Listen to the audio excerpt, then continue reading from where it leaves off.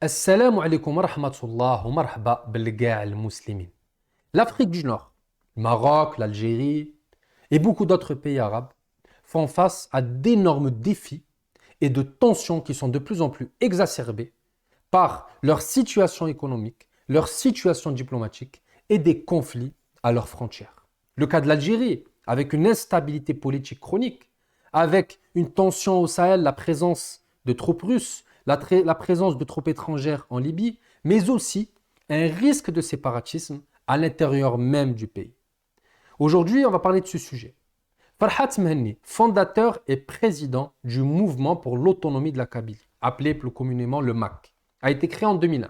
Farhat Mhenni appelle à participer à des manifestations le 16 avril en Amérique du Nord et à Paris et le 20 avril en Kabylie. Cette initiative intervient après une marche organisée le 12 mars dernier à Paris, qui a été un franc succès pour les organisateurs de cette marche. Ce mouvement d'indépendance, malgré le fait qu'il soit minoritaire, fait énormément parler de lui et menace l'intégrité territoriale algérienne. Dans cette vidéo, je vais vous expliquer comment un petit groupe d'individus arrive à menacer sérieusement l'intégrité d'un pays comme l'Algérie. Quelles leçons tirer de ce type de séparatisme? Ces dernières années, le MAC n'a cessé de créer la polémique en Algérie. Tout d'abord, en 2001, des émeutes ont éclaté en Kabylie suite à l'assassinat d'un jeune kabyle par la gendarmerie, entraînant la mort de plus de 120 personnes. Les manifestants demandaient exclusivement des réformes politiques et sociales, mais aussi, après cela, la reconnaissance de la langue amazigh et plus généralement l'autonomie de la Kabylie.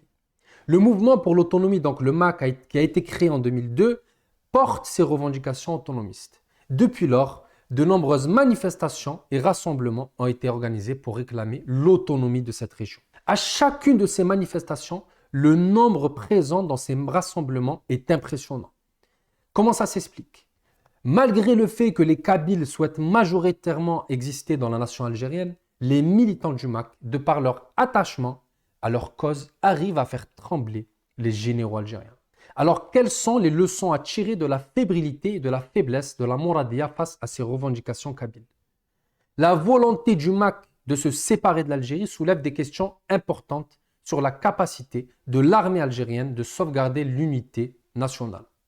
Le MAC est le reflet de tensions politiques profondes entre les différentes régions et ethnies de ce pays, qui peuvent être exacerbées par des facteurs économiques, politiques ou même historiques. En Afrique du Nord, les régions les plus pauvres comme la Kabylie, le Mzab ou les régions désertiques marocaines sont les plus marginalisées et sont souvent les plus susceptibles de se sentir exclues ou désavantagées par rapport aux autres régions du pays. Ce qui peut conduire à un sentiment de frustration et de ressentiment envers le gouvernement central. Dans les régions où les infrastructures ne sont pas au rendez-vous, je parle des routes, des écoles, de l'accès à l'eau potable, les populations peuvent se sentir abandonnées par le gouvernement et estimer que leurs besoins sont négligés. Dans ce contexte, les mouvements séparatistes peuvent se présenter comme une alternative crédible, offrant aux populations marginalisées de ces régions la promesse d'une autonomie politique et d'une indépendance économique. Donc, plus l'Algérie sera en échec économique, plus le risque d'implosion et de fragmentation sera élevé. Et cette situation peut plaire à beaucoup de pays occidentaux, mais pas que, qui attendent qu'une seule chose, c'est la fragmentation du Maghreb. Pour défendre son intégrité et ne pas tomber dans la vassalisation, il faut que Alger, mais aussi Rabat, soient puissants et développés. La Chine, la Russie et la Turquie sont des exemples de pays qui ont su utiliser leur pouvoir économique pour protéger leur territoire et faire face à des mouvements séparatistes contrôlés depuis l'étranger. La Chine a adopté une politique de développement accélérée dans les régions les plus pauvres, telles que le Tibet, le Xinjiang, afin de renforcer le sentiment d'appartenance à la nation chinoise et d'apaiser les tensions régionales. En Russie, le gouvernement a utilisé sa force militaire pour annexer la Crimée en 2014, afin de préserver son accès stratégique à la mer Noire et de renforcer sa présence en Europe de l'Est. La lutte pour l'indépendance de la Kabylie portée par le MAC et son fondateur Farhat Mhenni représente une véritable menace pour l'intégrité algérienne. Cette lutte reflète des frustrations des régions les plus pauvres et les plus marginalisées qui peuvent se sentir exclues et désavantagées par rapport aux autres régions du pays. Comme l'a dit Nelson Mandela, la liberté ne peut pas être réalisée à moins que les hommes et les femmes aient été émancipés de toutes les formes d'oppression. De même, la stabilité de l'Algérie ne peut être assurée que si toutes les régions et ethnies sont émancipées de l'oppression et bénéficient de leur juste part de développement et de reconnaissance culturelle.